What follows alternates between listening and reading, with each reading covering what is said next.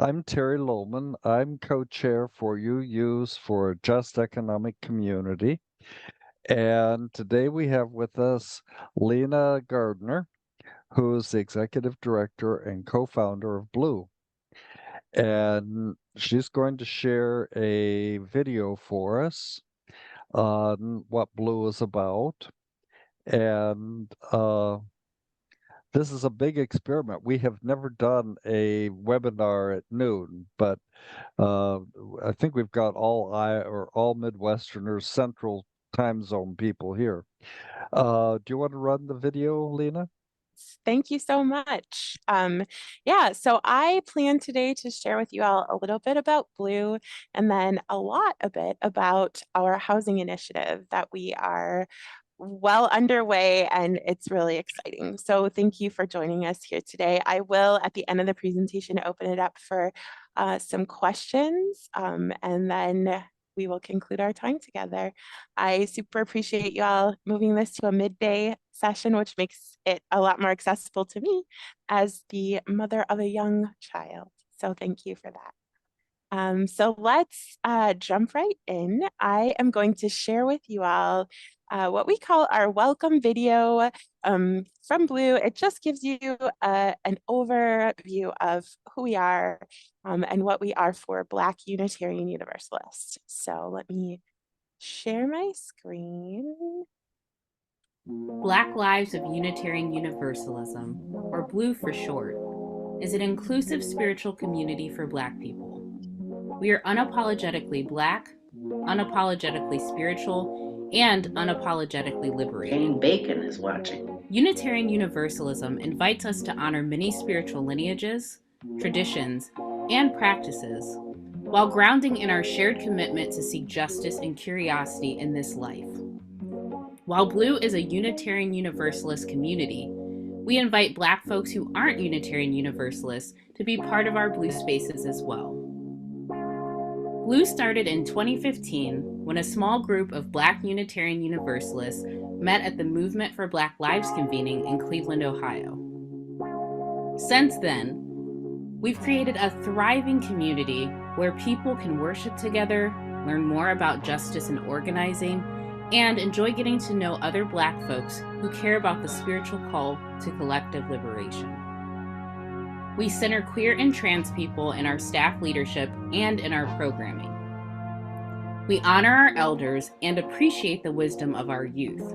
We have meaningful gatherings virtually and in person. During our worship spaces, we often say, "Welcome home." That's because we mean it. We're BLUU. Nice to meet you.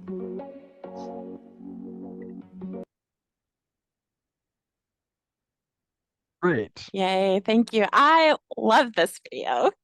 Sorry, do you have more, Terry, or should I go ahead? It's very well done. Want to explain who Lena is. She's executive director and co-founder of Black Lives of Unitarian Universalism, BLUU. She has a master's degree in arts and justice and peace studies from the United Theological Seminary of the Twin Cities. She lives in Minneapolis, Minnesota. Lena was active in the movement for Black Lives between 2013 and 2016 as a central leader of Black Lives Matter Minneapolis chapter, and in her Unitarian Universalist faith locally and nationally since 2012. So glad to meet you, Lena. Yes, thank you for that introduction. Yes. So I was one of those original people mentioned in the video at the roundtable that started BLUU, and our vision for BLUU when we started it was sort of a mashup between a social justice organization and a spiritual community. Because for us, doing good work in the world, working for justice and liberation is rooted in a spiritual commitment, a spiritual understanding of what it means to take action in the world, like many Unitarian Universalists.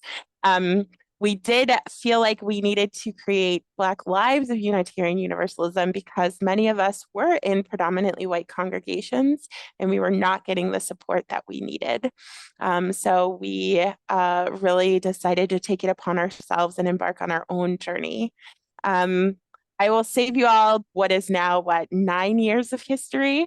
And just say that probably one of the most significant things that happened was that the Unitarian Universalist Association decided that they really believed in our mission and our vision and in the work they were doing.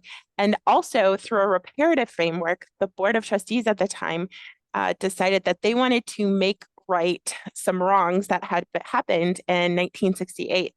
A lot of people know about this, but it was basically another set of Black activists and organizers had been promised money to fund their work from the UUA. And for a variety of reasons, but including some racism, that money was not, that promise was not fulfilled. You can read more about it. There was a huge walkout at the 1968 General Assembly. And there were basically people on the board, you fast forward to 2016, and there were people on the board that were very young at that assembly, but remember what happened. They remember the injustice. And these were folks, namely like Reverend Rob Eller Isaacs of beloved memory. And, he really thought, how can we make this right? We have sort of history sort of repeating itself. How can we make it right? So him and Denny Davidoff of also blessed memory came up to me and Leslie McFadden and at the General Assembly and said, would you all, want some funding to really mobilize and catalyze your work? And they did the math, and the math that of the money that was promised in 1968 into today's dollars, and it was about $5 million. And they thought that they could fundraise it. And they really wanted to do this again through a reparative framework. And we said that we would be willing to accept that and to start and formalize our organization under the condition that the UUA couldn't tell us what to do with the money. And that we would have full autonomy, and they agreed to that. And fast forward 4 years, they thought it would take them 5 years to raise the money, but they raised it in 4. And myself, I did a lot of the groundwork to get the infrastructure of BLUU up and going, our C3 status, our independent status, all of that. But as a board, we were really clear that we didn't want this money only to benefit Black UUs, but we also wanted it to benefit one of the Black communities from which one of us came from at the time. So we did 2 things. Is one, we joined the UU Common Endowment. So we put $5 million into that, and we have been sending it down as our startup money. So I think it's at around $4 million now. But one of the things we did was we reached out to the communities that all of us came from at the time. And this partnership that would come to form the housing initiative is sort of what bubbled up as the thing that we could do. So I'll pause here and say, when we originally agreed to do the housing initiative, we were just supposed to buy the lot, buy the land, and hold it, right? And the other organization we were partnering with at the time was supposed to take care of the maintenance, hold the liability insurance, and design and implement the housing cooperative, because that was their area of expertise. And this was another Black-led organization. Unfortunately, shortly after we upheld our end of the bargain and bought the land, that organization had some issues and sort of dissolved. And so we were left with, okay, so now are we going to continue with this vision of this housing cooperative, which was envisioned to be for Black and Indigenous single moms? And it came out of the lived experience of myself and the other Black single mom who co-founded it. And we just sort of, so BLUU, once that happened, we said, okay, well, terminate our MOU with this other org. And, we were like, do we want to sell the lots, or do we really want to try and move this forward? And I don't think we knew fully what we were saying yes to at the time. But we did say yes. We didn't want to sell the lots. We did feel like as is happening all over the country, there are lots of land grabs happening by people who live out of state, big investment firms, and they are driving up housing prices, they're driving up rental prices, and they're pushing people out of the neighborhoods they've lived in, sometimes for multiple generations. So we thought we could be the teeniest, tiniest, like just stopgap and just hold on to our 8 lots and develop them.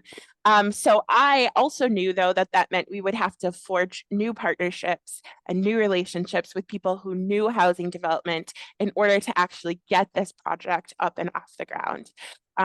So I did a couple of things. One is, first I had a baby and went on maternity leave.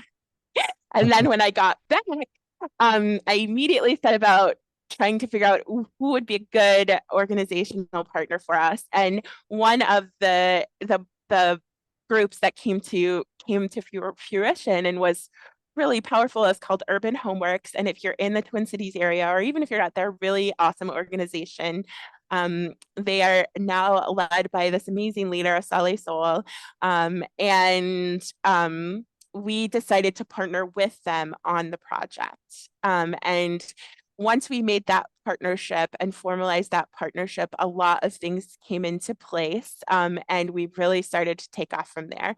So I think that, with that, I'm going to queue up another presentation, because I think this is the most fun thing to see, is actually a rendering of the houses, and some more information about the project itself. So let me see if I can get that to happen. Let's see here.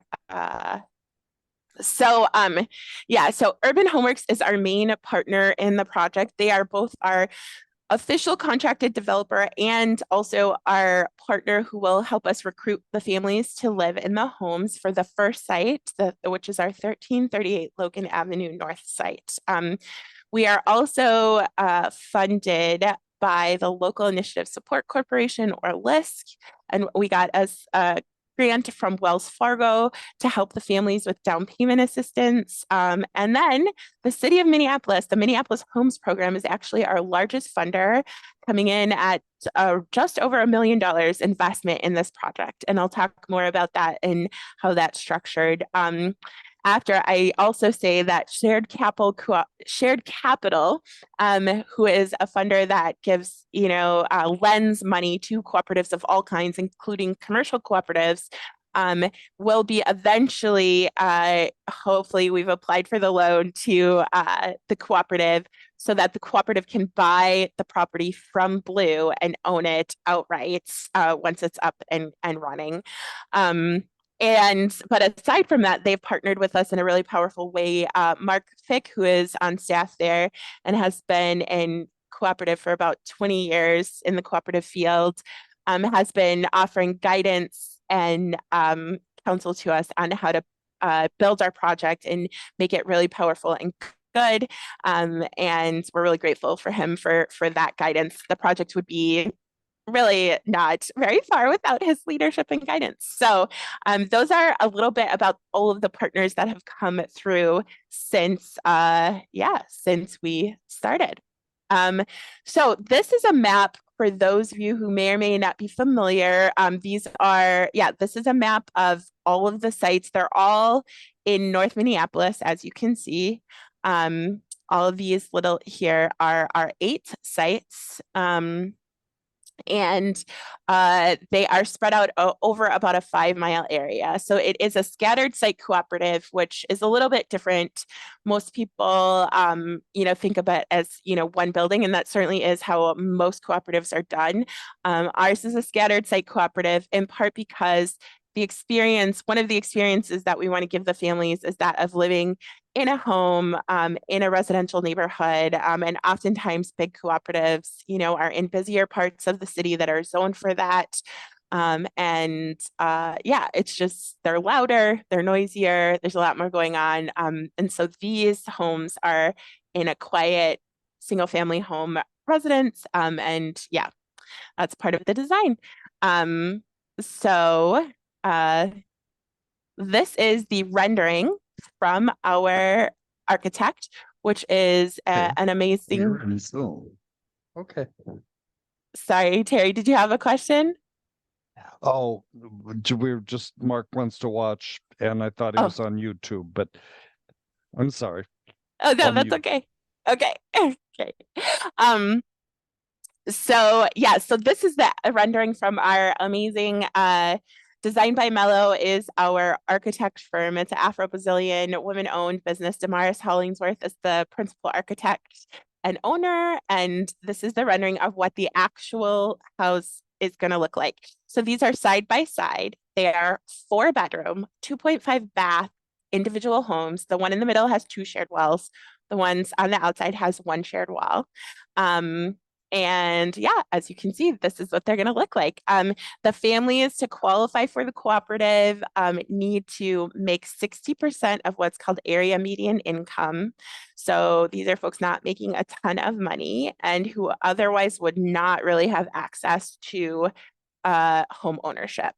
So, and then our project further targets Black and Indigenous single parents. And I'll just give a quick note here to say when we started, we were targeting Black and Indigenous single mothers, but in working with Urban Homeworks, there was at least 2 families that sort of said, why is it just for mothers? There were some single fathers in the group as well, and at least one non-binary person who said, can you open it up to single parents to be more inclusive? And we thought, okay, we're open to that. There are some things along just systemic inequalities and things like that. But we did open it up then to be single parents and not just single mothers in response to that feedback. And then the other thing I just like to point out is sometimes when people are talking about our project, they change the words Black and Indigenous to BIPOC or to people of color. And I want to be really clear that our project is specifically targeting Black and Indigenous folks only, in part because of the very specific legacies of land theft and enslavement that those populations have experienced in this country. And it's a very particular history. And also because particularly in Minneapolis and in Minnesota, we see the greatest housing disparities between Black and white and Indigenous and white populations. And then thirdly, the reason we picked that, right, is that it's also out of my lived experience and the original co-founder's lived experience. I am Black and Indigenous and white, and she is Black and Indigenous as well. And we just know that the communities that we know and love and come from, how deeply needed affordable housing with dignity is. Like how much it's needed. And so that's also why we chose those groups. And last but not least, from a BLUU perspective, living into our Unitarian Universalist values, BLUU really understands Black liberation as connected to and part of collective liberation. And so anytime we can be working together, and trying to lift up, Black folks and other people that are marginalized and experience systemic oppression, we want to be doing that. So this is one of those ways we're doing that. So yeah, I just love looking at this because it's what I hold on to when things get really hard around moving things forward. This rendering is really beautiful. So that's is that, and let's see what's on the next slide. Oh yeah, this is a plug that, I'll talk about a little bit later, just to ask you for support. Of course, it takes a lot of money to do this and we need lots of help to do it. So I'm gonna stop sharing there and just talk a little bit too about, I did promise to talk about the city of Minneapolis financing and how we're going to keep this affordable, hopefully for in perpetuity, but for at least 30 years. And so the model is basically that these units are going to they're costing about $430,000 right now to build. And we're going to be able to essentially sell them, although when you go into a cooperative, you don't really, you get a share loan and you buy in to be an owner of the cooperative. But families are going to be able to do that for $195,000. So families are going to be able to get a new construction, 4-bedroom, 2.5 bath, 1,600 square foot home for $195,000. And there's nowhere else actually in the country right now, no other projects where this is happening, where you can do this. So it's really exciting. But the way we're able to do that is because the city has invested the money through the Minneapolis Homes Program and are essentially acting as sort of like a land trust, although they don't officially own the land. But what they are doing, they put a declaration, on the documents, which basically says that, we will we have to do income verification, that the families moving in have to make 60% of that area median income. And as long as we, fulfill that and prove that, then the money stays with the cooperative. Down the road, if the families decide we're done with this cooperative, it's dying out, we can't do it anymore, they could sell it. They could do that, but they would have to pay the city back the money, and then they would walk away with whatever is the difference. Now, part of why we set it up this way was because in the early formations of this project, when I was doing research, I was talking to different people around the country that have done cooperatives, that have done affordable housing. One of the stories that we really took to heart was that in Washington, D.C., there were a lot of successful cooperatives that were built in the 80s and 90s, but that in the OOs, they basically, big D developers came in with lots of money and they bought people out. And so, we don't blame any family for taking that windfall. Those are huge windfalls for those families. But what it does then is it removes the affordable housing from the landscape of the city, right? And so we were like, how do we neutralize that market force, that capitalistic force in this project? So originally what we thought was that, well, we'll put it in a land trust. And that way the land will be held up. And so if the families wanted to sell, it's just de-incentivizing selling, because they wouldn't be able to get anything because that money would stay with the land trust. But then you fast forward in our development of this project with the city, and we realized that they were going to put that declaration on the property itself. And we are like, you're kind of acting like the land trust a little bit through this declaration. And so we got rid of it because it was another mechanism by which to neutralize that market force, and really try to keep that affordable housing there for a really long time. So the goal, the long-term vision, this is site 1 of 8. And the long-term goal is to, get the other 7 sites up as soon as we can. We've encountered, and this first site was always meant to be a pilot site, which thank goodness I had the good foresight to do that, because we've learned a lot. In this first site, we're going to have to do some redesign so we don't have to dig down into the earth as deeply on the next sites. We also, unfortunately, we were going to try to put that same 3 house structure on all the other sites, but because of a lawsuit, actually, because of the Minneapolis 2040 planning, basically an anti-density group has stopped zoning changes that allowed our project to go through. And we actually had to fight against a court deadline to get our building permit for this first site.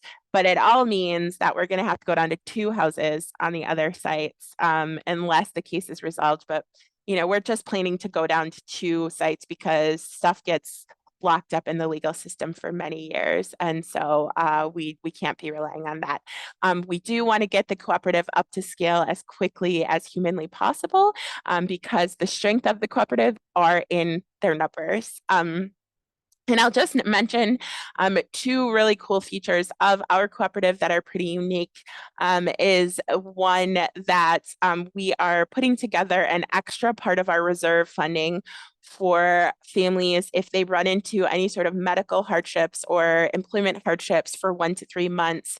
The cooperative can cover essentially their monthly mortgage, and can finance it for them until they get back on their feet, which we feel like is a really good feature to have. The second feature is that, and this is one I really had to fight for and make sure it came through, is that, people who start out at 60% AMI, if you're in public housing or somewhere else, if you get any more money, they kick you out. And it's really antithetical to helping families stabilize, helping families gain wealth, and helping people to bring people out of poverty. And so for this project, people must be at 60% AMI at the time of purchase into the cooperative. But if they then 3, 6 months, 2 years, 10 years down the road get a much better job, they can still stay in that housing for as long as they want because they are the owners of the cooperative. And we really feel like that's a really unique feature that will allow families to build wealth in a ways that other affordable housing doesn't, because it just kicks people out really just as they're starting to get right on their feet when they still need that help the most. So I'll stop there. I feel like I've been talking for a long time. Thank you, Paul. Thank you for your feedback and everyone who's been paying attention and showing me your face. I appreciate it. Yeah, and I'll stop for questions and just take a little sip of water and see if y'all have any questions. I wanted to mention Paul's comment in the chat about Wells Fargo putting in some money seeming towards reparation. We forgot to mention the Greater Minnesota Housing Fund as a funding partner. So I wanted to make sure we mentioned them as well. Yes. Well, that's because they are not, we did get a grant from them. That's true. But their main source for us is is construction loan. So yes. Yeah. And it was a lot of information. So I sort of have some of it, but so the first site, where the pilot site, so where does that stand? It's not at the point of actually building yet, or where? Can you say a little more about that? Thank you so much for asking that, because the update is we are actually getting so ready to build.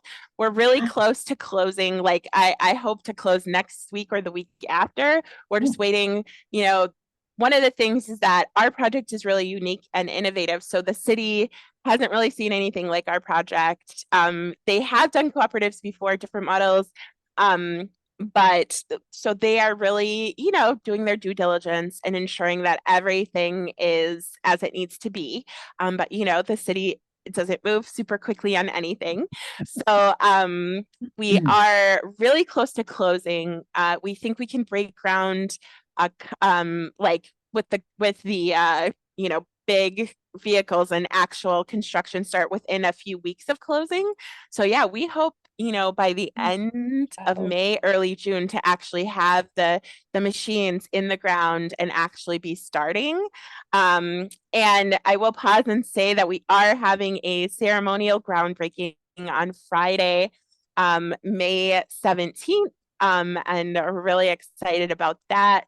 And so you will see press coming out about that. So the site is really close to groundbreaking. And it should be about 18 months, between 12 and 18 months before it's fully constructed. And after closing is also when we will really go into really recruiting the families with urban homeworks, because in part, we didn't want to start recruiting families until we crossed the finish line with closing, because there's just a lot of stuff that can delay or even stop a closing. And so right now we have had several delays, and so we're hoping for no more. But yeah, thank you for that question. This is Jane Banner, a member of UUJEC, and I can just hear the excitement and the positivity and all the loving activism or whatever in your voice, and it's wonderful to hear. I've been a UU for about 50 years, so right after that 68 incident, and I'm wondering, what is it that white UUs can do to support you, and how do you stay so positive? Maybe you weren't around then, but how do you stay so positive after the history of the within our denomination? Oh, Thank you for that question. Nobody's ever asked me that before. I really appreciate it. Well, so first, I think I'll answer the easier one, which is how to help, and then I'll answer the more difficult one, which is how to stay positive. And also, I just want to note, I see your hand up too, Paul, so we'll go after this to Cheryl, then Paul. So the first thing I think is around helping BLUU, is you can tell folks about us, that we exist, especially if we're working on trying to get like little cards or something for congregations that they can have. And the second thing is really understanding why we're different than the other identity groups that are out there. Like, people know about Drum, which is a wonderful organization. We just feel like there was a need for we call it Black sacred space. And part of that is that there's just, because of such violent history in this country around Black folks, that we're all still dealing with the legacy and the inherited, the legacies of that, is that we need a safe space where we can just be with each other. And even within our group, we have a lot of diversity, right? We have folks that are Christian, folks that are Jewish, folks that are pagan, folks that are atheists, folks that are theists, all of these things. We have folks that come from really higher socioeconomic backgrounds. And then we have folks who are coming out of poverty. Like, we have all of this even within Black Unitarian Universalism. And so I think, just knowing that we're there and sharing out with folks that we exist as a resource for Black folks who want it. Some Black people don't. They don't necessarily want to, or feel a need for that sacred space, and that's okay too. But we just want people to know about us. So really helping share that. Sign up for our newsletter so you can be in the know about what we're doing. We do at times have in-person gatherings that are open to everyone. We did a Harper Jordan Theological Symposium that was centered on Black Unitarian Universalism, but everyone was welcome. That was a really beautiful event in St. Paul, Minnesota in 2019. And, aside from the fact that I was 37 weeks pregnant, I loved that event. And it was really great. And we do hope to do more stuff like that in the future. So there's those pieces. And then the basic piece is just support us with your dollars. We did get that influx of funding from the UUA, but it is in the endowment, and we don't want to keep spending down the endowment for our operating, budget. So we are, Alexandria, I brought her on board. She's our, part-time development coordinator. We are really trying to build up our fundraising so that we can have a more sustainable funding source for the long term, and maybe in a couple of years even we might try to rebuild back our endowment. But I also know a lot of our congregations are in this situation because inflation, all these things. So of course giving money is really important. And for the housing initiative, right now, I know it's hard. It is just giving money. This project is just takes so much money. I mean, when we started in 2019 to the pre-pandemic, the cost of construction materials and everything was way different. And so it's almost like, things just keep going up the longer it takes to close. And the city, luckily, thankfully, did recognize that sort of some of their processes were delaying us. And so they actually came up with more money for us to be able to help us address some of those costs. But yeah, I would say that's the biggest thing we need right now. And I think, I'm trying to approach a few other YEUs that I know who have like reparations frameworks on how people can give to BLUU, to the housing initiative, through a reparative framework. And I think that's really the biggest way folks can help us. And I would say just in general, being friendly ambassadors, right? I think for a variety of reasons, when we first started, sometimes we were I think people were sort of trying to get their minds around who are we and what is our relationship. And some people sort of really thought of us as like these outside agitators, but like Takia used to be on the board. She's not anymore, but she's been a UU for 20 years, right? Like there's just like so many of us that no, UUism is our faith. We are not outside agitators. we just wanted a safer space to be in our Blackness and to be in our queerness and to be who we are. And so we made that space. So I would say those ways. And as far as positivity, I think like there's so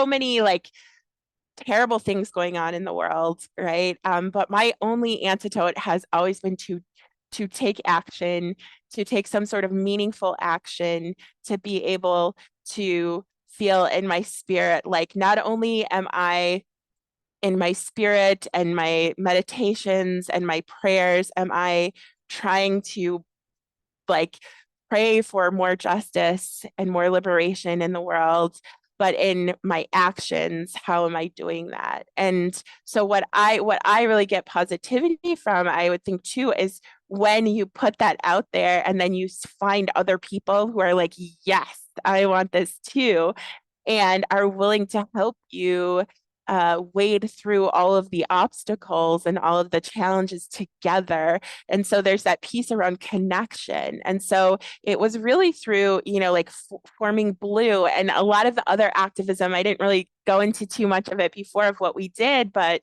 right, like we sent people to the border, partnering with Mi Gente when they started the family separations.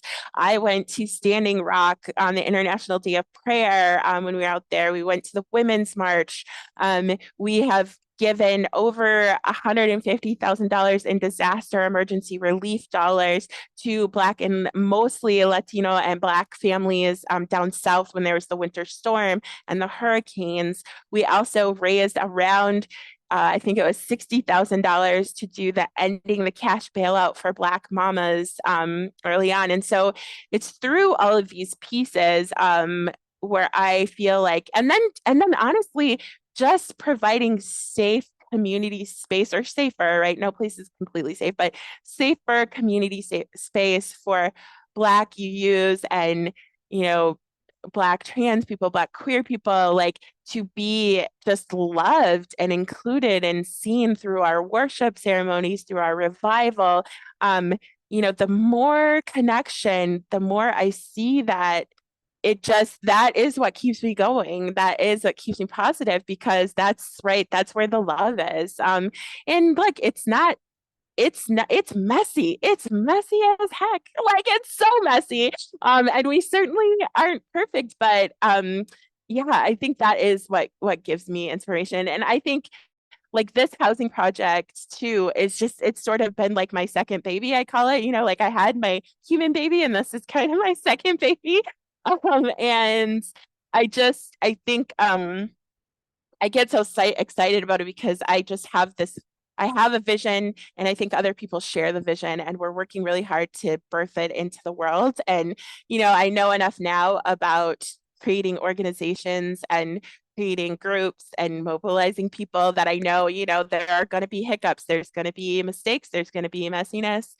And I know, like, if we can make it through those together, like, it's still going to be so beautiful, and we can have an opportunity to really help stabilize, hopefully, 17 families when this is all said and done. And then over the life of the project, who knows how long it's going to keep going. And I think the other thing that keeps me going is that I wanted something tangible, right? Like a lot of the work I've done with BLUU is intangible in some ways, around like providing connection spaces, being a catalyst for mobilizing people to do mass direct action in my BLM work, right? Like that's all stuff that is hard to quantify the impact. It's hard to see when you're like feeling down or just weary, but this is an actual thing in the world that will be standing, that, when I'm old and retired, hopefully I can drive down the road with my grandkids and say, I built that, and I'll be really proud of that. So yeah, thank you for that question. I really appreciate that. So we'll go to Cheryl and then Paul. Well, thank you. Thank you. It's very energizing to hear you speak. So that's a good thing. I'd like to follow up a little bit with Jane Banner's question. And I too am from the Unitarian Church of Evanston. And we have a loose relationship with BLUU in that we gather funds on particular Sundays and that kind of thing. But we have been continually trying to better understand, Lena, what you have been up to. And I think that being able to provide funds either directly to your effort as opposed to BLUU, or it doesn't have to be either or, and to be able to share information with our congregation. If you have materials, if you have anything, we would love to be able to share that with our people. We're involved in reparations in Evanston, so maybe we should look at that in turn with how we might be able to work with you. And then I guess I do have a question for you too, is do you, if you were invited to visit a congregation, do you do that? Do you come out and talk with people and spend time with them? Thank you for that question. I would have to deeply consider that. I am the mother of a 4-year-old, and so he's joining us. Yeah, so I typically don't do that right now. Okay. It is hard for me to do that, but I wouldn't say never. And Evanston isn't too far, so I would consider it. Okay. And then I just do want to call out that Alexandria did put a variety of resources in the chat for you. Okay, cool. And you can follow up with her for more information. And I just want to be really clear, the BLUU Housing Initiative is a BLUU project. Yes. And as far as like our programming and what we're doing, I will say we've had a decrease of it over the past 2 years because we're going through a restructuring. But we are going to be launching that and have started to soft launch it already. And so we'll be ramping up our programming more. And I do just have to give a special shout out to Dr. Mtangulizi Sanyika. Baba is in the house, who is one of our elders on our council. Yes, and yes, it's really good to see your face, Baba. Well, thank you very much. It is good to join this Zoom community today. I'm delighted to be a part of this, to see how far the project has come. Congratulations to you, Lena, for all your hard work and your disciplined focus over the last 4 to 5 years, without which it may not have happened. I've only seen initial pictures of the development, and it looks like it's coming along.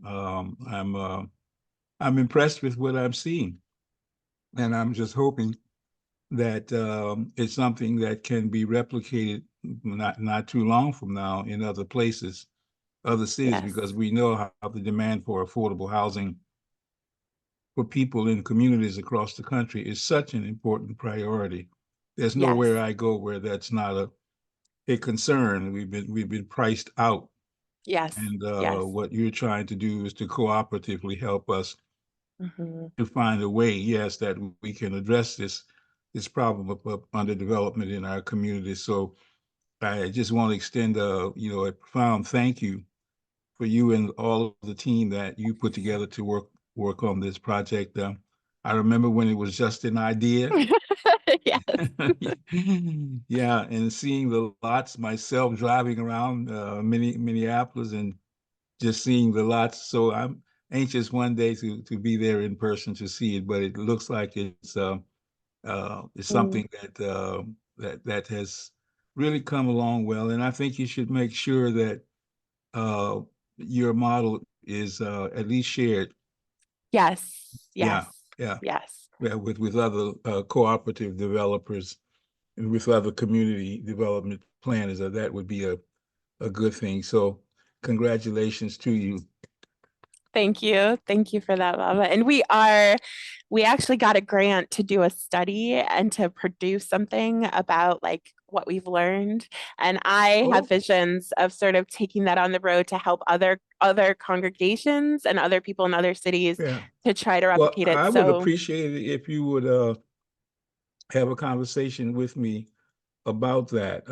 course, I used to do those when I was professionally doing planning work. As I'm retired now, so I move a little slower than I used to.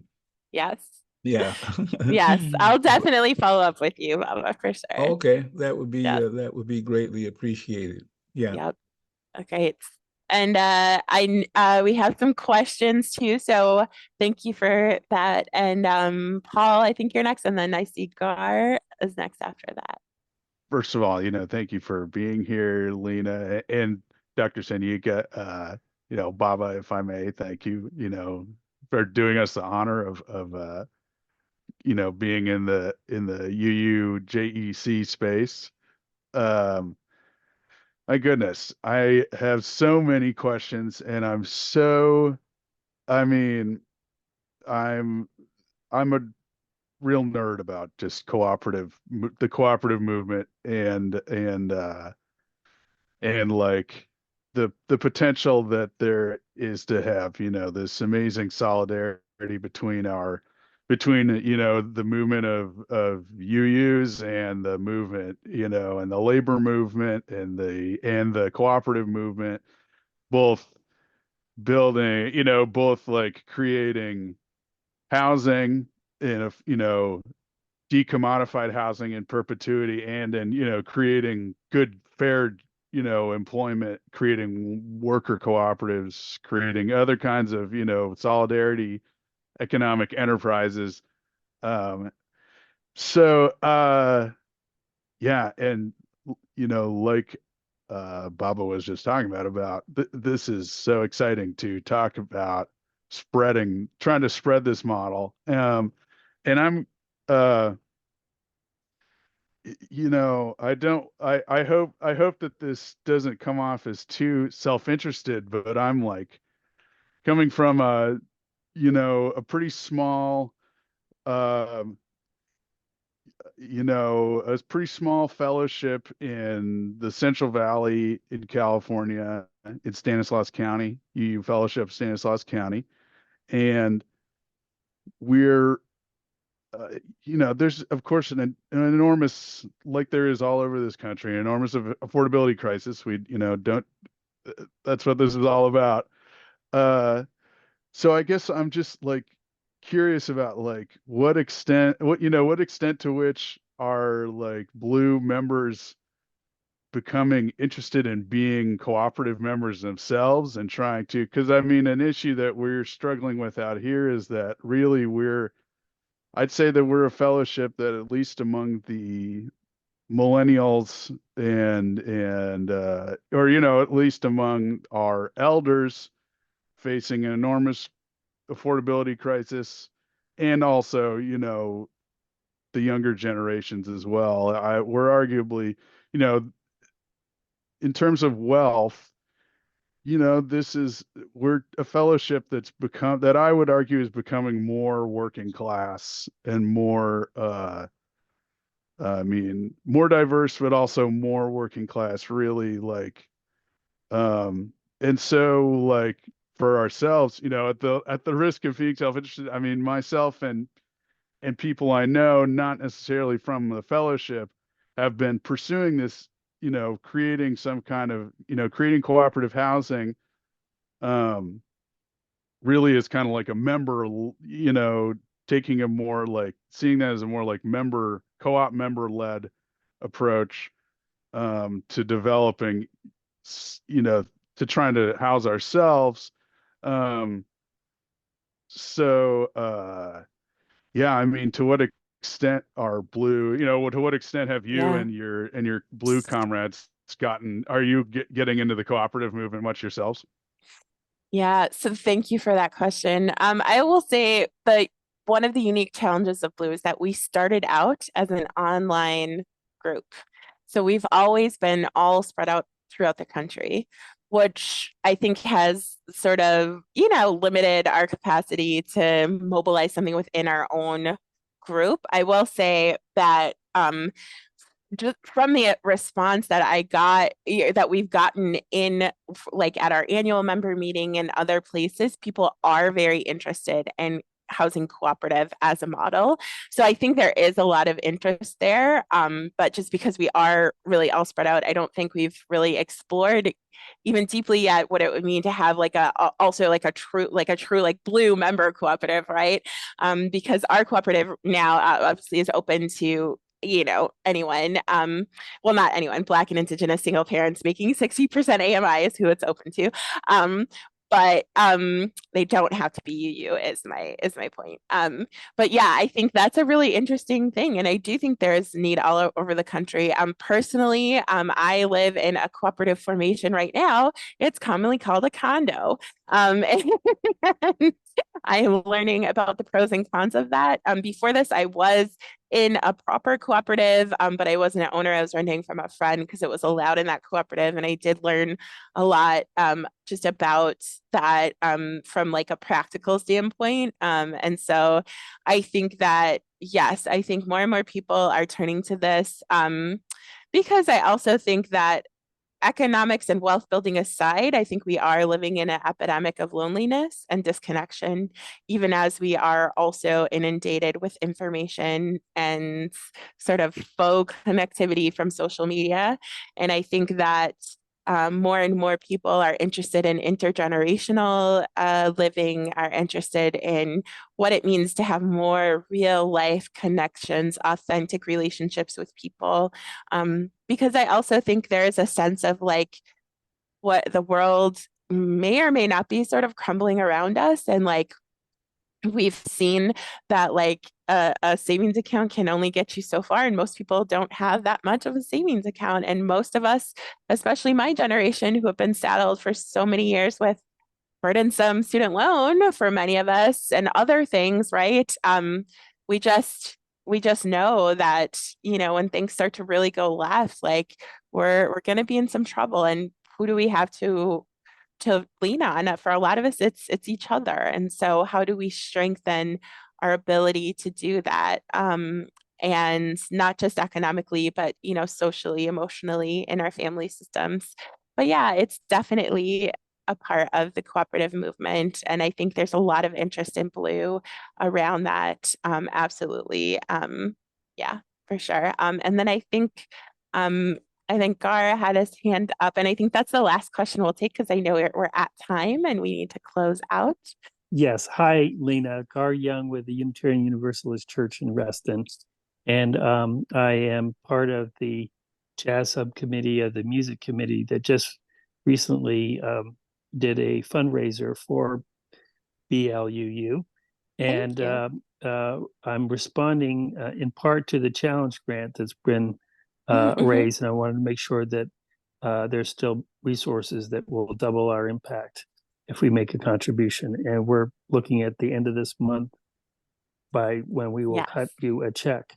So I just wanted to applaud your work. And, we'll be doing future fundraisers in connection with jazz music, which I absolutely love. And that's all I wanted to say for the time being. Thank you.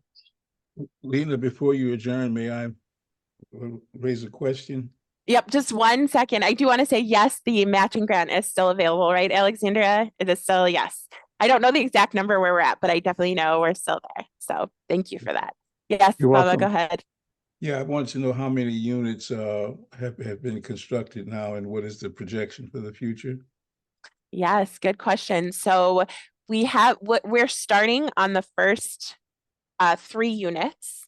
And hopefully they will start in late May, early June. So far, nothing has been constructed, but we're really close to closing for the first site, and that will be 3 units. And then in the future, we will be adding 7 more sites that will have 2 units each. So that will be another 14 units. We are hoping that the other sites we can develop all together, or we can develop like 3 and then 4, or 4 and then 3, because we don't want to take as long doing like 1 by 1 by 1. We want to get the full 17 units up to scale as soon as we can. So in total, at the end, it'll be 17 units. I did mention a little bit about this before. Instead of the 24 units we were originally planning because of a lawsuit against the city of Minneapolis that actually went against density. So we were disallowed 3 on each site, and we have to go down to 2 units on each site. So when all is said and done, we hope 17 units will be built. I have a goal of trying to develop that within another 5 years, all those other 7 sites. Unless there's some dramatic turn of events with the lawsuit, in which case we would try to go back to the 24 units. Does that answer Right. your question? Yeah. Okay, yeah, that answers the question. Yeah, I mean, Okay. it's still incrementally, Yeah. serially being developed, and that's the way housing is, unlike some other kind of co-ops. And I want to quickly respond to the question about the cooperative movement. We've been through, dating back to the 60s, where there was a very intense level of interest in building and developing co-ops. Mhm. And there were a lot of successes we had with that, housing co-ops, consumer co-ops, and a variety of models, some of which are still in place. Willard Lett, who is on the staff of the UUA, is someone you might want to talk to about the cooperative movement, because that is one of his life specialties. He used to be with the cooperative movement in the South, especially, and he is a good resource for that larger question that UUs are presently asking, such as, can we build a cooperative movement? I think co-ops offer a good alternative, but I think the first task is to help the impacted population understand why co-ops and their value. Yes. Because that's not something we necessarily grow up being socialized with, because we're socialized into individualism, Yes. social Darwinism, make it on your own and don't care about what happens to anybody else. So we're trying to shift that paradigm Yes. towards a humanist approach where we care about community and people in community. And so the value of co-ops is something I'm saying that is, to me, something that we can do even while waiting to be able to build a project on the ground or to start a cooperative food market, which is something that a lot of communities do with providing fresh food and all that.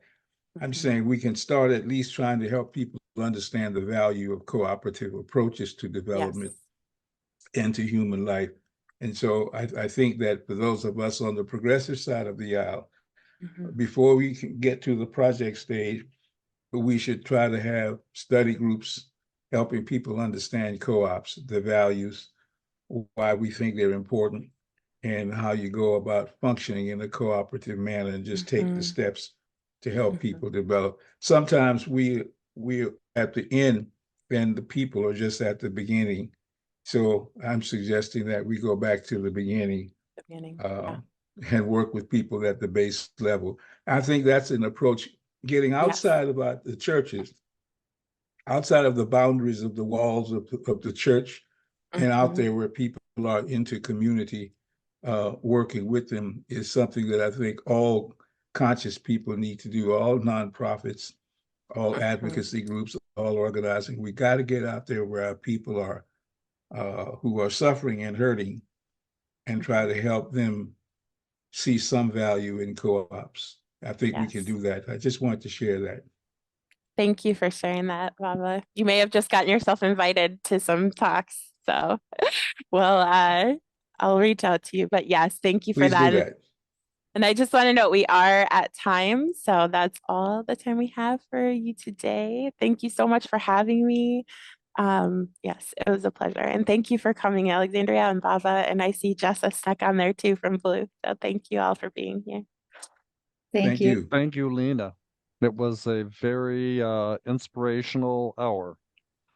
Good. I'm glad. Take care. Okay.